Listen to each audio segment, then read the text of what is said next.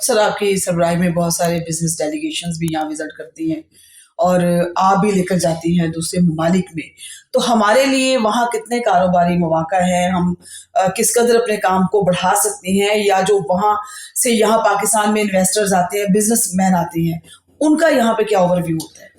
देखिए, बहुत से इन्वेस्टर्स यहाँ पर आते हैं और अगर मैं बात करूँ तो टीडैप को भी यहाँ पर अप्रिशिएट करना चाहिए। हम भी डेलीगेशंस लेकर जाते हैं हमारे कोलैबोरेशन के साथ, उसमें हमारे भी मेंबर्स जाते हैं।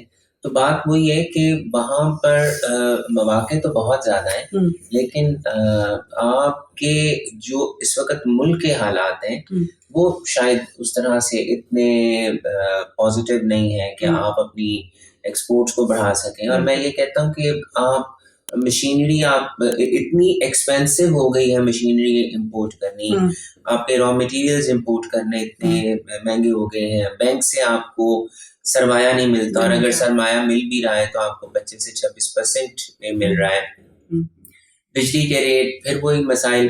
तो इन हालात में आप बाहर के इस वक्त तो आप में जैसा आपने खुद कहा कि हमारा तो लोकल इन्वेस्टर मुल्क छोड़ के बाहर जा रहा है, तो हम किसी दूसरे को कैसे कह सकते हैं कि आप इस मुल्क के अंदर आए। और बात तो ये है कि अगर सारे इस मुल्क को छोड़ के चले गए तो फिर इस मुल्क को कौन देखेगा। तो फिर भी इन तमाम मसाइल के बावजूद यहाँ पर जो लोग इंडस्ट्री चला रहे हैं, मेरी तो रिक्वेस्ट यही है गवर्नमेंट से कि प्लीज उन्हें आप सपोर्ट करें। जरूर गवर्नमेंट का भी है कि डॉक्यूमेंटेशन बहुत जरूरी है, लेकिन डॉक्यूमेंटेशन उस सेक्टर की करें, उन लोगों की करें जो ऑलरेडी टैक्स नेट के अंदर नहीं है। जो टैक्स नेट के अंदर हैं आप उनके लिए फैसिलिटीज पैदा करें। और अब जिस तरह से हम IMF के अभी भी निर्खे में, मैं तो कहूँगा अभी भी IMF की वजह से ये तमाम मसाइल और तमाम कॉस्ट जो बढ़ी हैं, आगे भी अगर हमने लेना है, अपने सिस्टम्स को चलाना है, तो आगे फिर आपको IMF के पास जाना पड़ेगा, IMF की और शराइत माननी पड़ेंगी।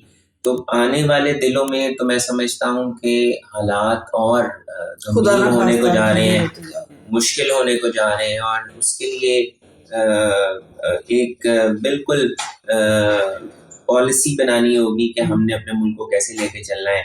मैं जो समझता हूँ वो तो यही समझता हूँ कि आने वाला वक्त, आने वाले हालात बहुत मुश्किल है बिल्कुल। और अभी जो पॉलिटिकल सूरत हाल को देखें तो अभी तक किसी सिमत वो चीज़ें नहीं तय हो रही कि जिसे कुछ अंदाज़ा हो सके, या आप लोग भी अपना ग्रुप यहाँ से उनके पास जाके बैठ के बात कर सकें। आगे नुमाइंदे कोई नहीं बैठा। देखिए, बात ये है कि जब इलेक्शन से पहले हम बहुत उम्मीद थे तमाम बिजनेस कम्युनिटी के, जब इलेक्शंस हो जाएंगे तो गवर्नमेंट स्टेबल आ जाएगी और उसके बाद मसाइल का हल की तरफ चलना शुरू हो जाएगा। लेकिन मैं तो ये देख रहा हूँ और समझ रहा हूँ कि मसाइल तो रोज बरोज और ख़राब होते जा रहे हैं पॉलिटिकल, और अगर इसी तरह से पॉलिटिकल हालात ख़राब होते रहे तो हम इकोनॉमी का जो इस वक्त इशू है हम उसे नहीं संभाल सकेंगे।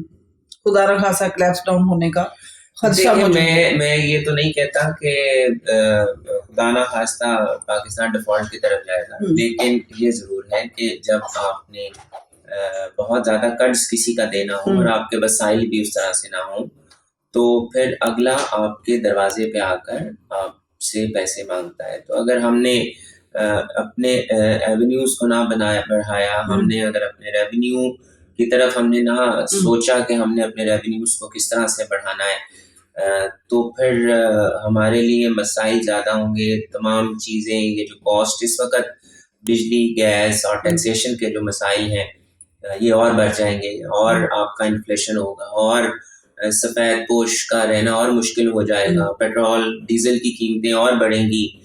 तो लेकिन अल्लाह ताला से उम्मीद अच्छे की करनी चाहिए कि आने वाला वक्त पाकिस्तान के लिए बेहतर हो, कुछ ऐसा कुछ हो जाए, ऐसा अल्लाह ताला आसानियाँ पैदा कर दे, और हमारे दिलों में भी सबसे पहले तो अपने करेक्टनेस के लिए अल्लाह ताला से दुआ करनी चाहिए कि अल्लाह ताला हमारे हालात को बेहतर करे, मुल्क के हालात बेहतर हो, इकोनॉमी चले, इंडस्ट्री चले।